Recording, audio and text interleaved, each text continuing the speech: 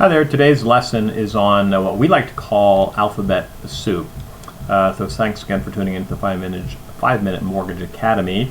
There's a lot of shortened words in the mortgage business and a lot of different ways that lenders talk about the things that happen in the mortgage business.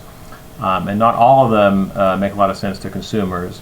So you're going to see things like all these different shortened words, letters, acronyms here.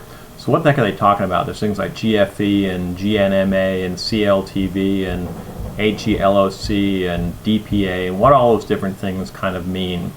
So we've tried to highlight the most common ones you're going to run into when you're looking at purchasing or refinancing a home and try and get to understand those and what impact they might have on you. All right?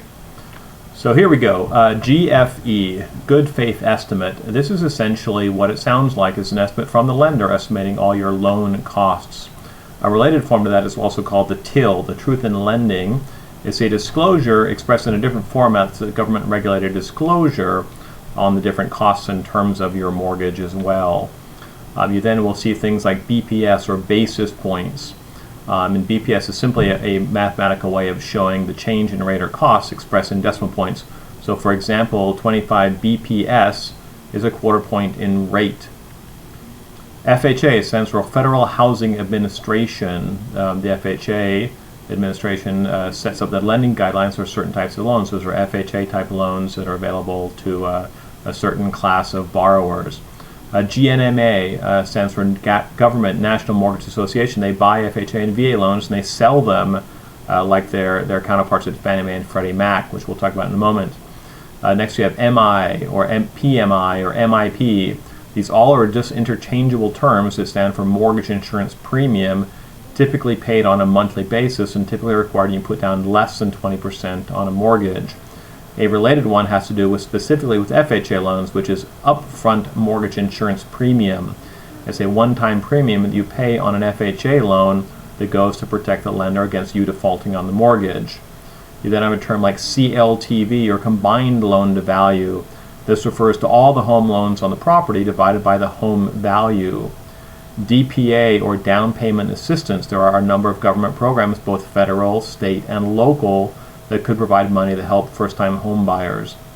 Loan to value stands for the loan amount divided by your home value. So if you have a $400,000 loan on a $500,000 home, that would be 80%.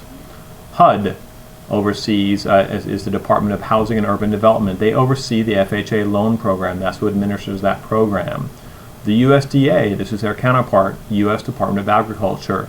They administer certain types of rural loan programs. FHLMC, Federal Home Loan and Mortgage Corporation, is essentially the same as Fannie Mae, which we'll again talk about in a quick moment. Here it is. Federal National Mortgage Association. They buy mortgages from lenders, banks, and other financial institutions. They package them up together and they sell those as investments, much like a bond. So Fannie Mae, Freddie Mac, and Ginnie Mae are not lenders. FHA and HUD are not lenders. They just sort of administer these programs and set the guidelines for the industry. Same as VA or Veterans Administration. Those are government loans that are specifically designed for military personnel. Again, the VA does not make a loan. They just set the guidelines. They buy mortgages from lenders that do make those loans. And lastly, HELOC, Home Equity Line of Credit. It's much like a giant credit card secured by your home. So it's a revolving line of credit based on how much home equity you have in your home. So that's a quick review of what the most typical alphabet soup things you're going to see. Thanks very much.